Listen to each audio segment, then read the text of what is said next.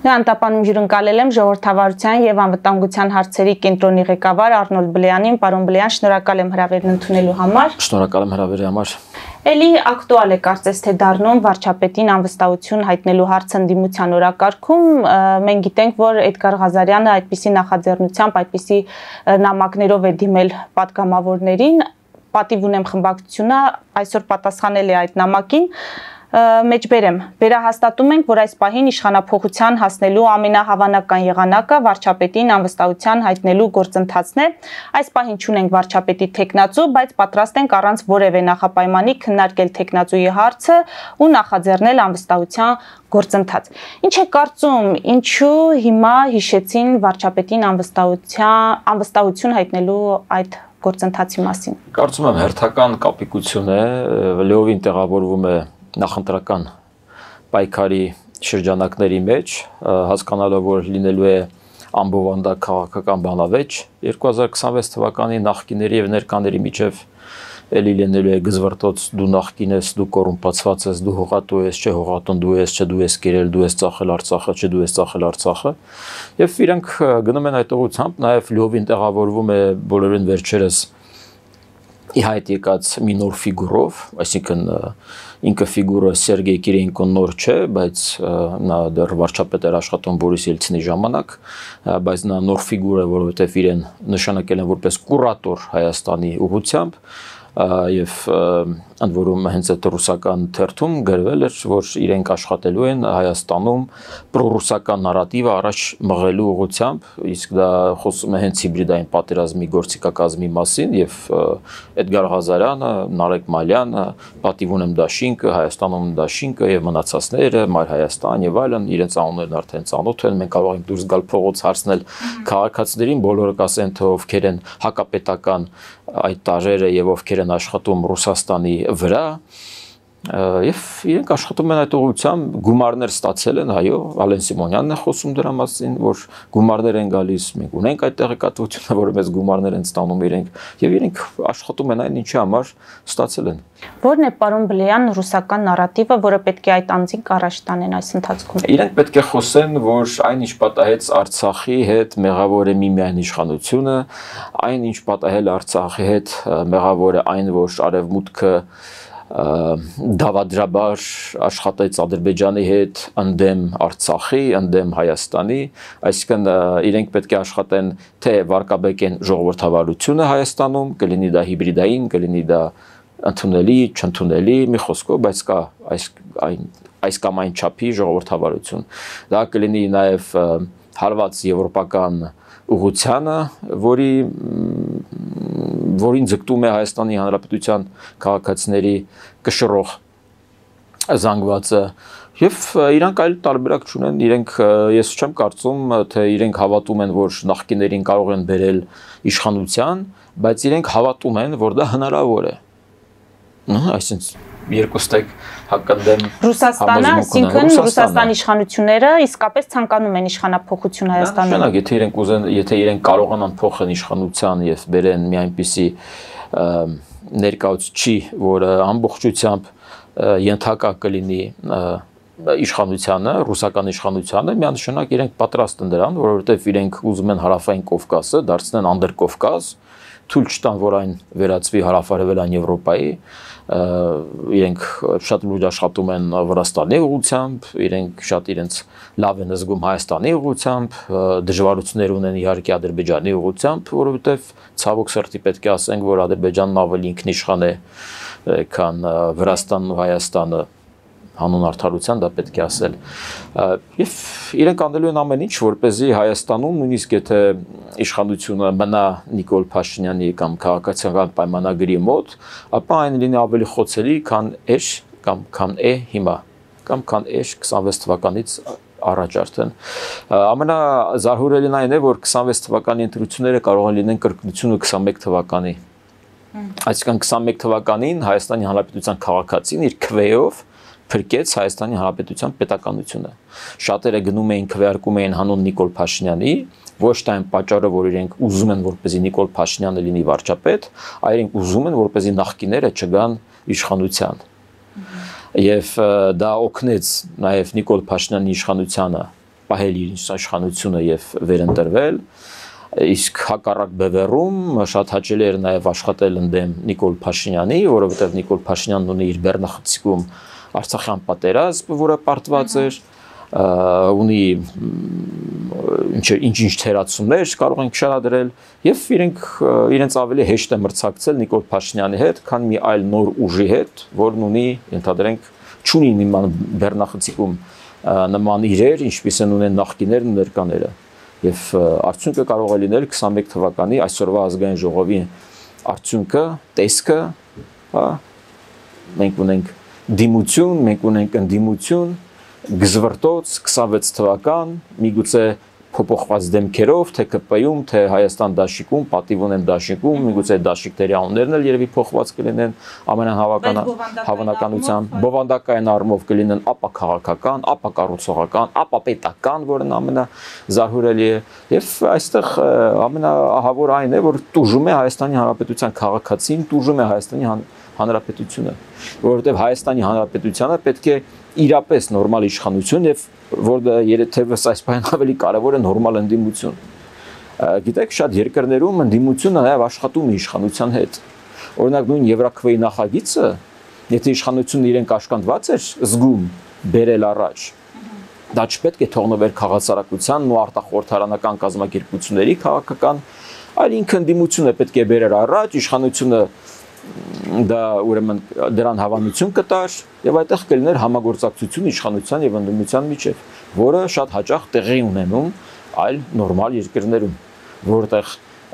ընդդիմությունը իրապես մտածում է ոչ թե ինչպես տապալել Հայաստանի Հանրապետության պետականությունը, այլ ինչպես անել, որ իրենց պատկերացրած քաղաքական հայացքներն առաջ տանել, որոնք կարող են եւ նորմալ է որ տարբերվեն գործող իշխանության տեսակետներից։ Իհարկե։ Եվ գիտեք, եթե խոսենք հենց այսօրվանից, այսպիսի ընդդիմության պարագայում իշխանության համարել է դժվար աշխատել, որովհետև իրենք ստիմուլ չեն տեսնում ազգային ժողովում նորմալ աշխատել, որովհետև չկա նորմալ ընդդիմություն, չկա նորմալ քաղաքական հարցեր, չկա հաշվետվողականություն, հարցեր չեն բարձրացվում անդիմադիրների կողմից, որոնք կարող են հանդիսանալ իշխանության համար լուրջ սպառնալիք կամ որոնք ստիմուլ կարող են հանդիսանալ որպես իշխանությանը գնա քայլերի, որոնք օգուտ են Հայաստանի Հանրապետության քաղաքացուն։ Եվ այս պարագայում երկուստեք խաղում են նույն այդ գզվրտոցը, որը կար 21 թվականի փողոցներում, որը շարունակվեց հետո արդեն փողոցային տարատեսակ ակցիաներով, հետո շարունակվում է արդեն ազգային ժողովում, մենք տեսանք նույն բանը կատարվում է Երևանի ավականիում, Գյումրին անկավ, ինչպես գիտեք, օկուպացվեց ռուսական ուժերի կողմից եւ շատ ցավալի է որ 26 թվականից առաջ մենք ունենք այս իրավիճակը, բայց իշխանությունը ունի իրավիճակ, հնարավորություն դա փոխելու։ Չի փոխում, որովհետեւ ձեռնտու է, այո։ Որովհետեւ ձեռնտու է, իսկ փոխել շատ հեշտ է։ Ընդհանրապես պետք է իրավաքաղաքական գնահատական տալ իշխանության ուզուրպացիային։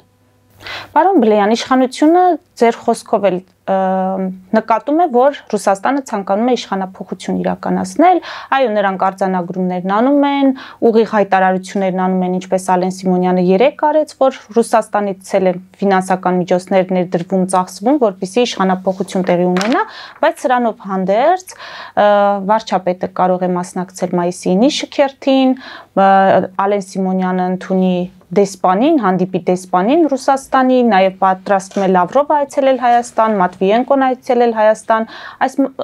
նորմալ գործելավոճ այս ամենը։ Գիտեք, որը նորմալ չէ, ես օրինակ երկրորդում եմ Ալեն Սիմոնյանին, որ նա հայտարարում է, որ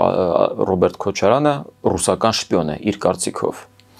Ես սա հայտարարել եմ բազմիցս, հիմա էլ հայտարարում եմ եւ ես ունեմ այդ հնարավորությունը հայտարարելու, բայց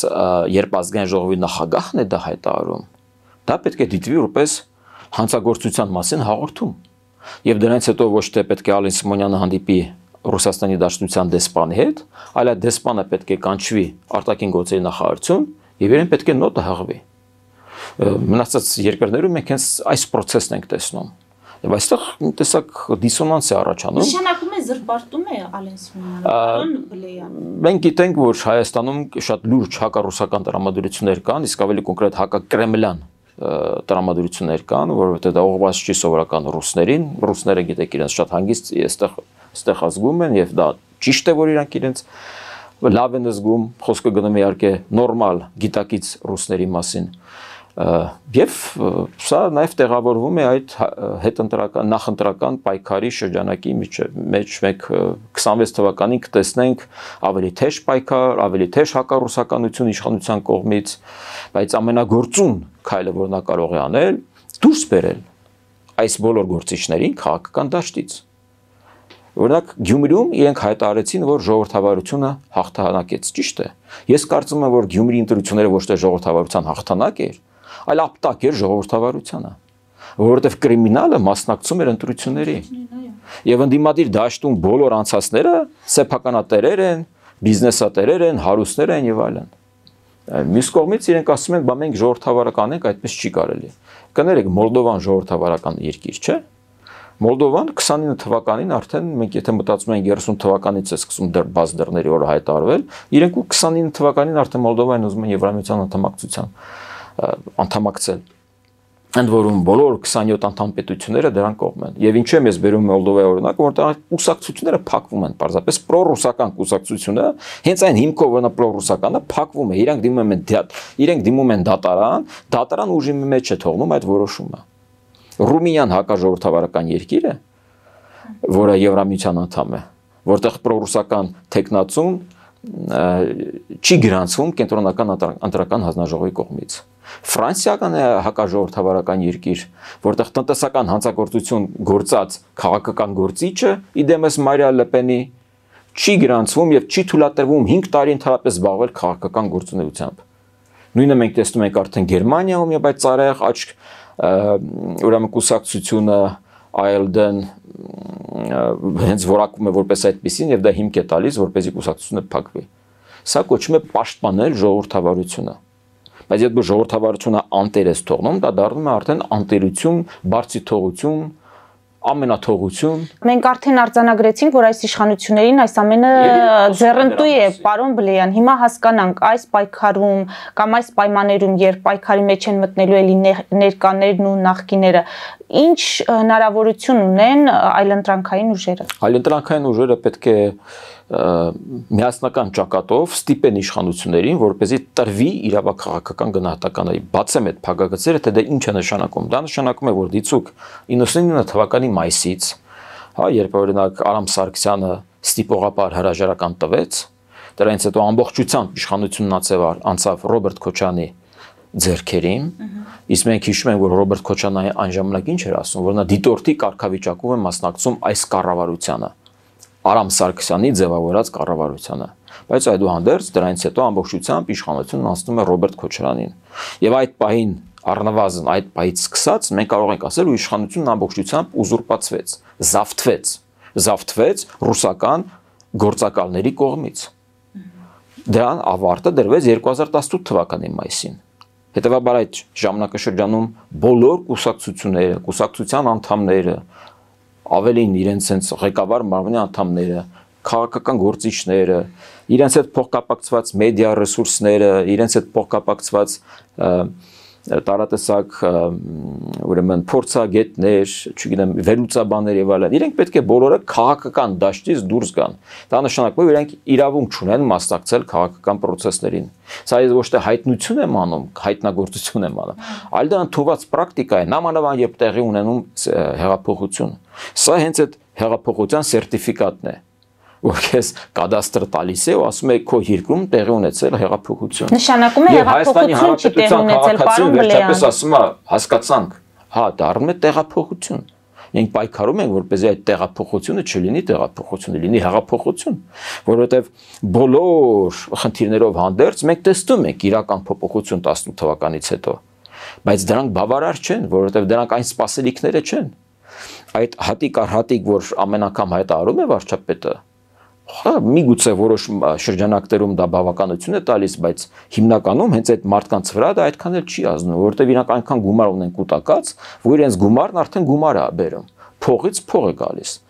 Այդ մի բան կորցնում են, երկու բան ստանում են։ Եվ ելի մասնակցում են քաղաքական process-ներին եւ քաղաքական կատեգորիա են ստեղծում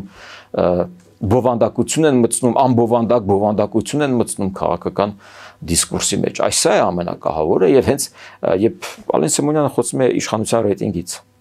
ասում է, որ իրենց մասնակցությունը դա միայն կբերի իշխանության ռեյտինգին։ Ես վստահեցնում եմ, եթե ինքը փակի այդ բոլոր մարդկանց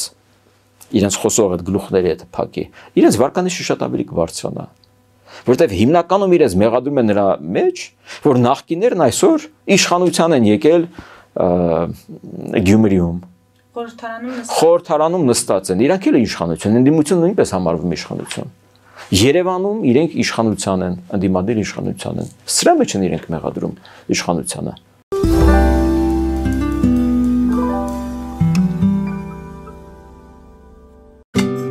Ինչ է պետք տունը, առանձնատունը կամ ամառանոցը հաճելի, հարմարավետ դարձնելու համար։ Ճիշտ ընտրած կահույք, օրիգինալ դեկորներ, հյուրերին ընդունելուց գեղեցիկ սպասք, գուցե նոր սփռոց։ 60-ից ավելի ճանաչված եվրոպական բրենդների ինքնատիպ, չկրկնվող եւ մատչելի ընտրանին Fortuna Home and Country House խանութ սրահում։ Նորավոճ սպասք եւ կահույք հորեկա բնագավառի համար, տեքստիլ, տնտեսական ապրանքներ, ամեն ինչ գեղեցիկ կյանքի համար։ Ընտրեք այն, ինչ վաղուց փնտրում էիք Fortuna Home and Country House-ում, ձեզ համար եւ որպես նվեր ձեր մտերիմների համար։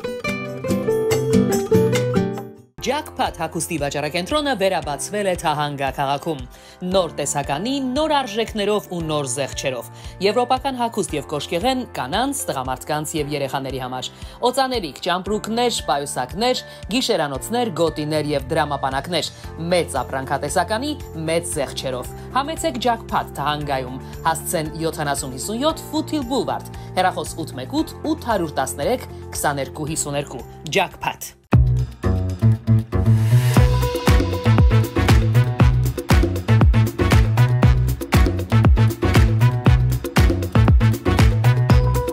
Արարատ ռեստորան, ընտանեկան եւ ընկերական ժամանցի լավագույն հասցե, սիրված արտիստներ, հյուրընկալ մթնոլորտ, հարուստ ճաշացան, անմահական խորտիկներ, Արարատ ռեստորան, հասցեն անփոփոխ, սիրով սպասում ենք ձեզ։ Ավելի քան 11 տարի Աքսիոմեդ վնասվածքաբանական վերականգնողական բժշկական կենտրոնում գործում են հենաշարժիչ համակարգի խնդիրների լուծման բոլոր ժամանակակից մեթոդները։ Հասցե Երևան, Տերյան փողոց 3 շենք, 42 տարածք, հեռախոս 010 522 882, 091 522 882։ Լավագույն պաղպաղակ, բնական, համեղ եւ մատչելի գներով պաղպաղակը կարող եք ձեռք բերել բոլոր հայկական խանութներում։ Պահանջեք հայկական պաղպաղակ, Թամարա պաղպաղակ։ Glendale West Pharmacy, ձեր ուղեկիցը տեղերի աշխարհում։ Ունեք հարցեր, զանգահարեք 818 548 5157 հեռախոսահամարով կամ այցելեք 1109S Glendale Avenue, Glendale CA 91 205 հասցեով։ Նոյան Տապանի վազող տողում հայտարարություններ տեղադրելու համար այցելեք Երևան Իսահակյան փողոց 28 3-րդ հարկ կամ զանգահարեք 055 50 90 50 +1 818 967 567 կամ էլ կապվեք կոնտակտ Շնիկ NTM էլեկտրոնային հասցեով։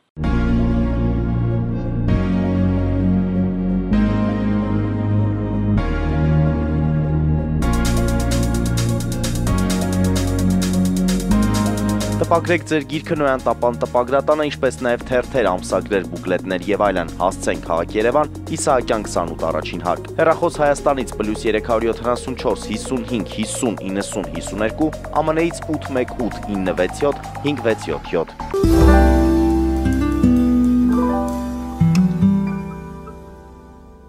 Պարոն Բլյան, կարծում եք խոսքի սայթակում էր Ռոբերտ Քոչարյանի մեղադրանքը ուղղված հայկական իշխանություններին, հայերին, թե դա գիտակցված մեղադրանք էր եւ եթե գիտակցված էր, ինչ խնդիր է լուծում։ Չէ՞ որ սրանից իսկապես կարող է օգտվել հենց Ալիևյան ռեժիմը։ Իհարկե, եթե մի մարդ ով տարիներով աշխատել է Արցախի նախագահ, հետո տարիներով աշխատել է վարչապետ, Հայաստանում աշխատել է որպես նախագահ եւ դրանից հետո նա իրեն կարող է թույլ տալ նման սայթակումներ, դա ուրեմն նշանակում է, որ մենք իրոք կատաստրոֆա հետ են գործ ունեցել, բայց ես կարծում եմ, որ դա խոսքի սայթակում չէր, դա ուղիղ մեսիջ էր Ադրբեջանին եւ նա երկրորդում էր Ադրբեջանի նախագահին, որտեվ փաստացի Ալիևից հետո երկրորդ անձը, ով մեղադրել է Հայաստանին, հայերին պատերազմը սանձազերծելու մեջ, դա Ռոբերտ Քոչարյանն է եւ դրան չկան իրավական հետևանքներ։ այ ժողովուրդը տեսնում է սա եւ ասում է լավ իշխանություն կա թե չկա լավ էս մարդիկ ինչքան կարան բոլորիս նյարդերի վրա խաղան լավ հիմա նորից սպասենք 26 թվական եւ այլն բայց ինչ է փոխվելու հիմա որ ազգային ժողովում փոխեն Մամիջանյան բան մյուսներին փոխեն այն մյուս ուրիշ մարդկանց բերեն բայց նույն մտածելակերպով ինչ է փոխվելու ոչ մի բան Էլի խոսելու են նույն թեմաներից, էլի խոսելու են դավաճան եւ այլն։ Իմ էլ ուզում են նոր ընտրություններ նշանակեն Արցախում։ Մարդկանց կներեք լրիվ գժի տեղ են դրել։ Իդեպ այդ մասով այդ մարդիկ իրականությունից կտրված են։ Թե իսկապես հանրությանը մի ողջ ժողովրդի լինի արցախցիներ, թե Հայաստանում ապրողներ, իրենք ձեր ասած բառերով գժի տեղ են դրել։ Դե գիտեք, ցավալինան է, որ դա աշխատում է, որտեղ այսօր շատ արցախցիներ չեն դառնում Հայաստանի Հանրապետության քաղաքացիները, որոնք իրանք պես մտածում են, որ հնարավոր է, որ ինչ-ինչ հրաշքների արդյունքում Իլհամ Ալիևը կհամաձայնվի ինչ-ինչ այլ երկրի կամ, չգիտեմ, ռուս խաղապահներին բերելի երկիր եւ Արցախ հայեր վերադառնան, դա լավ մենք ում ենք խափում։ Լավ, մենք ուզում ենք հավատալ նրան, ինչ անհավատալի է։ Այսինքն զուտ միայն նրա համար, որ սա ականջահաճո է, պետք է հայտարարել այդպիսի բաներ եւ խաղալ մարդկանց կյանքերի հետ, հույզերի հետ։ Վիտալի Բալասանյանի նամակը Պուտինին ուղղված։ Սա ինքնագործունեություն է, թե Ռուսաստանը շահագրգռված է, որպեսզի այո, այդ խնդիրը պահի օրակարգում իր հետ հնարավոր հետ վերադարձ արցախցիների շուրթերով կամ արցախցիների պահանջով եւ այնտեղից է թելադրվում, թե ինչ նամակներ գրվեն Պուտինին ուղղված օրինակ։ Ես հեռու եմ այն մտքից, որ Ռուսաստանի վրա աշխատողները ընդհանրապես ունեն այդ ինքնիշխան իրավունքը ինքնուրույն գործելու։ Նամանավանդ այսպիսի կարևոր հարցերի շուրջ։ Ես կարծում եմ սա ուղղորդված էր։ Դե Զորի Բալայանը չկա, ով պետք է իրեն փոխարինի Վիտալի Բալասանյանը։ Այդ Վիտալի Բալասանյանին հոչ չձերբակալեցին Արցախում։ Շատ հանգիստ եկավ, չէ՞։ Շատ հանգիստ եկավ եւ հարցեր կան Հայաստանի իրավապահ համակարգին, թե իրանք հարցեր չունեն Վիտալի Բալասանյանին։ Լավ, ո՞նց կարող են հարցեր չլինեն Վիտալի Բալասանյանին։ Կամ լավ, Վիտալի Բալասանյան Գիտեք ինչներ է ահավորը այդ տեքստի մեջ, որը ես կարդացել եմ ամբողջությամբ։ Դա Արցախի հայաթափությունը կոչվում է ինչ-ինչ հանգամանքների բերումով։ Չի էլ մանրանում, չի էլ մեղադրում, ինչ-ինչ հանգամանքների բերումով Արցախը հայաթափվեց։ Այսինքն այդ 9 ամսվա բլոկադան, սովը, այդ անորոշությունը, այդ ամեն ինչը իր համար ինչ-ինչ հանգամանքներ էին։ Այդ ռուս խաղապահների այդ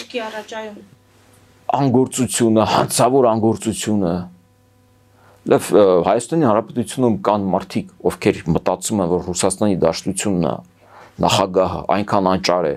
որ մտածում է, որ Վիտալի Բալասանյանն իրեն պետք է խելք սովորեցնի, եւ Վիտալի Բալասանյանի նամակի հիման վրա իրենք պետք է գնան Ադրբեջանի դեմ։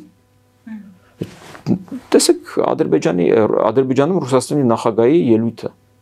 մի քանի օր առաջ ոգևորված էր, թե ինչպես է Ղարաբաղը վերափոխվել։ Դեսպանը, կներեք, հա։ Խանքենդին ինչպիսի հրաշք է, Կամազն առաջին գործարանն է Աստրախանից եկել եւ այլն եւ այլն։ Հայտարարություն է։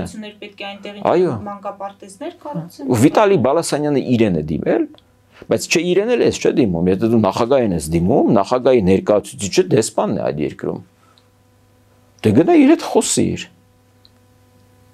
Այսինքն Ադրբեջանը հիմա Ղարաբաղը վերակառուցում է, որպեսզի Արցախ հայերը այնտեղ վերադառնան։ Լεφում է ունտեղ դրել։ Չի կարելի, չէ՞, մարդիկ մեղք են, չէ՞, իրանք պետք է նոր կյանք ստանան Հայաստանում։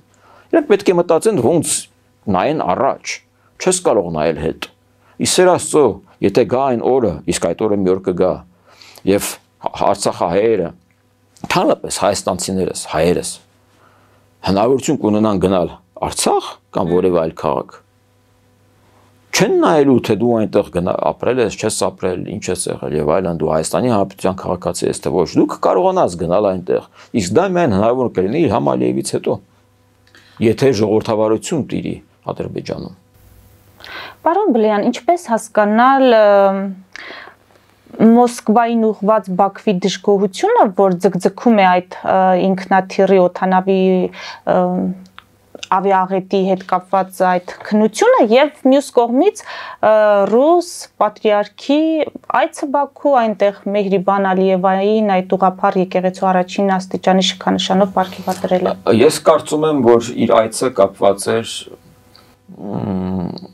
Իլհամ Ալիևի հնարավոր մայիսի 9-ի մասնակցության կամ չմասնակցության հետ,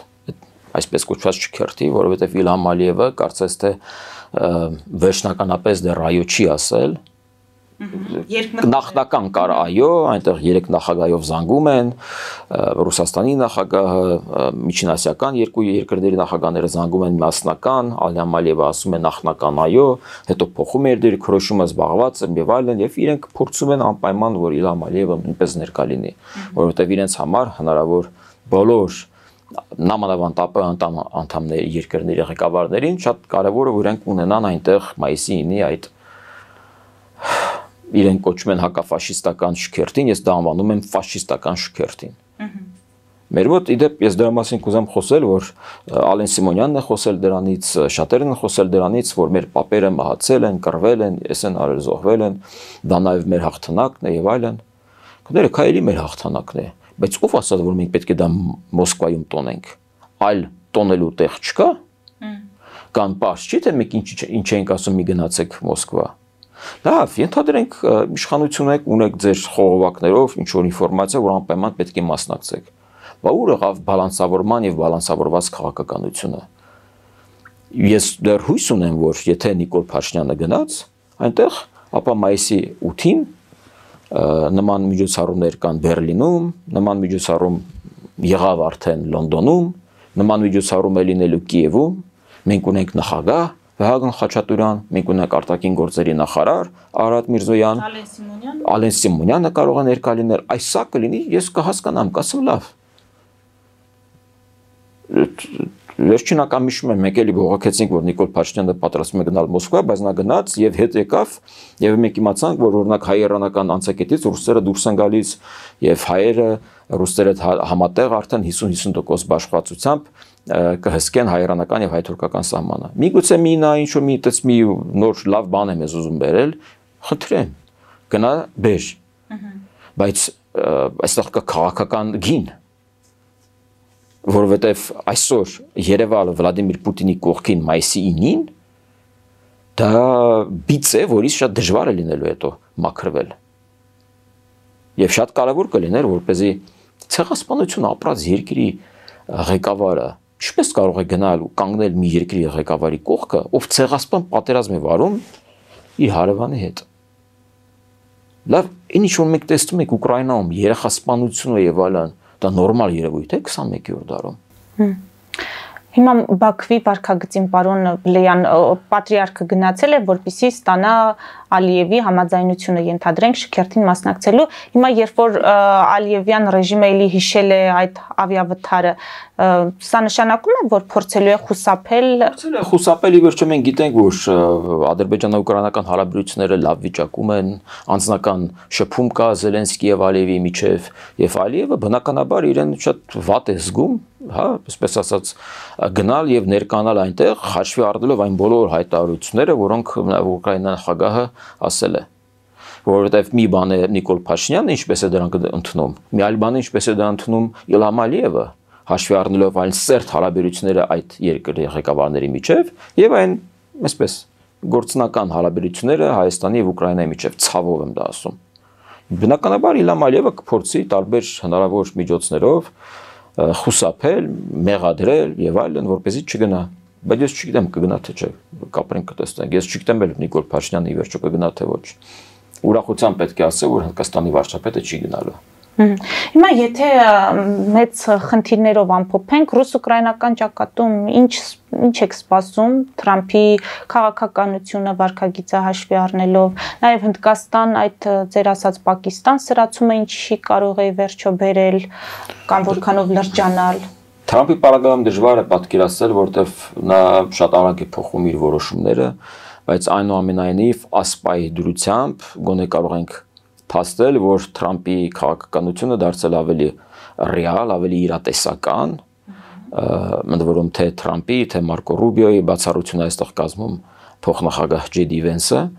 Եվ իրենք ավելի շատ դարձել են պրոուկրաինական, այսպես ասել, որովհետև շատ գործարքներ են տեղի ունենում, F-16-ների փոխանակում, նույն այդ հատուկ հանածոների այդ պայմանագիրը, որ կնքվեց Կիևի հետ, ամբողջությամբ կարդացել եմ, հիանալի պայմանագիր է, ամբողջությամբ տարբերվում է նրանից, թե ինչ սկզբից փորձում են հրամցնել նախագահ Զելենսկին, եւ որ նա բարեհաջող դիմադրեց եւ փոխեց, այսինքն այդտեղ չկա արդեն 350 միլիարդ դոլարի մասին պարտք, ընդ որում նույնիսկ այն 100 միլիարդը, որը նվիրատվություն էր, որպես պարկ ձևավորված չէ, այլ խոսքը գնում է ապագա զինատեսակների մասին, եւ արդեն իրենք ունեն 50 միլիարդ դոլարի մասին պայմանագիր։ Այսինքն այս պայմանությամբ մենք կարող ենք փաստել, որ գործը գնում է դեպի ուկրաինական կողմ, հաջողությունը գնում է դեպի ուկրաինական կողմ։ Մենք տեսնում ենք, որ իդեպ Քիթ Քելեգը հայտարարեց, Թրամփի ներկայացուցիչը, հատուկ ներկայացուցիչը Ուկրաինայում, որ Ռուսաստանը չի հաղթում, Ռուսաստանի առաջխաղացումը մետր առ մետր է, եւ նա կորցնում է հազարավոր զինվորներ դրա համար, այսինքն մենք ասել, որ չգիտես ինչու մարդկանց մոտ տպավորություն կա, որ Ռուսաստանը հիմա հաղթում է։ Այո, ասում են Թրամփի քաղաքականության հետևանքով Ռուսաստանը էլի ուժեղացել է, դրանով է պայմանավորված, որ ակտիվացել է եւ փորձում է իր ազդեցությունը հետ վերադարձնել տարածաշրջանում եւ հատկապես Հայաստանի ներսում։ Դա ճիշտ եք ասում, Թրամփի գալուստը, երկրորդ գալուստը իրոք ազդել է այդ ուղղությամբ, այդ ուղղություններով, բայց այնուամենայնիվ գնալով Դոնալդ Թրամփը հուսանք այդպես էլ կշարունակվի եւ ել ավելի կխորանա, նա դառնում է ավելի իրատեսական։ Իսկ իրատեսական այն է, որ Ռուսաստանի Դաշնության նախագահը նույնիսկ այդ կորուստերով եւ այդ դանդաղ առաջխաղացմամբ նա հետաքրքրված չէ կանգնեցնել պատերազմը, որովհետեւ դա մահացու է իր համար։ Իր տնտեսությունը այսօր ամբողջությամբ ռազմական ռելսերի վրա է դրված։ Նա վախում է այն բոլոր ռեցիդիվիստներից, ովքեր պատերազմից վերադառնալու են Ռուսաստան։ Մենք դա տեսնել ենք արդեն Չեչնիայի պատերազմից հետո, իսկ սա շատ ավելի մեծ զարհուրելի պատերազմ է։ Դա իր վախճանը կլինի։ Եվ նույնիսկ եթե ի վերջո իրենք կան ինչ-որ հրադադարի, դա լինելու է շատ կարճաժամկետ եւ կսկսեն էլի կրակել, ռուսները կմեղադրեն ուկրաինացիներին եւ այսպես շարունակ։ Իսկ Հնդկաստան-Պակիստանի պահով դա գիտեք, իհարկե աջակցություն եմ հայտնում Հնդկաստանի ժողովրդին, Հնդկաստանի վարչապետին, Հնդկաստանը մեր համար բնական դաշնակից է, Հնդկաստանի հետ մենք ունենք ռազմական գործարքներ, տնտեսական հարաբերություններ ենք ձևավորում, դրան հակադարձող Պակիստանի հետ մենք ունենք նույնիսկ դիվանագիտական հարաբերություններ, ով չէ ճանաչում մեր գոյությունը որպես պետություն։ Մենք գիտենք իրենց գործուն աջակցությունը Արցախյան պատերազմի ժամանակ, զինատեսակների վաճառքը, տարատեսակ լուրջ զինատեսակների վաճառքը Ադրբեջանի եւ բնականաբար, որ դու կանգնում ես Հնդկաստանի կողքին, նամանավանդ որ գիտես, որ Հնդկաստանի կողքին Ֆրանսիան է, Հնդկաստանի կողքին Միացյալ Նահանգներն են, արդեն իրենք գնեցին նոր զինատեսակ, արդեն ինքնաթիռների նոր խմբականակ գնեցին Ռաֆայելները ֆրանսիական։ Դա դժվար է, գիտեք, վերջին անգամ իրենք պատերազմել են 2019 թվականին եւ դրանից հետո իրենք շատ լուրջ ռազմականացվել են եւ իրապես վտանգ կա, որ լոկալ թեկուզ բախումներ կարող են վերածվել շատ լուրջ հակամարտության, ընդհանուր միջև ինչ-ինչ խմբականակի միջուկային հարձակումների եւ այստեղ վտանգ կա իհարկե։ Ես հույս ունեմ, որ չեն գնա այդ ուղղությամբ, որովհետև հասկանալով, որ երկու կողմից էլ այնտեղ հաղթողներ չեն կարող լինել, որովհետև երբ կա միջուկային պատերազմ, այնտեղ հաղթողներ հնարավոր չես գտնես։ Չես կարող ամբողջությամբ վերացնես դիմացի պետությունը եւ դու մնաս հաղթանակած։ Իսկ ինչ տեղի կունենա, մենք գիտենք, որ գուցե օրերի, ժամերի կամ օրերի հարց է հնարավոր պատերազմի վերսկսմանը մնում, բայց թե ինչ տեղի կունենա ի վերջո դժվար է կանխատեսել, մանավանդ մենք գիտենք, որ Դոնալդ Թրամփը միշտ խոսում է, որ նա թույլ չի տա պատերազմների վերսկսում, եւ հնարավոր է, որ վերջին պահին Դոնալդ Թրամփը միջամտի, հաշվի առնելով իր լավ հարաբերությունները Մոդիի հետ, հաշվի առնելով նաեւ իրենց էլի ոչ վատ հարաբերությունները Պակիստանի հետ, իրենք կարողանան գալ ինչ-որ փոխըմբռնմանը եւ պատերազմ թույլ չտալ։ Շնորհակալ եմ, ես մեծ դիտողներին հիշեցնեմ, որ զրուցում էի ժողովրդավարության եւ անվտանգության հարցերի կենտրոնի ղեկավար Արնոլդ Բլեյանի հետ։ Մեր ուղիղ եթերները կարող եք դիտել Patreon-ում եւ այդ հարթակում աջակցել մեզ էկրանին երևացող QR կոդով։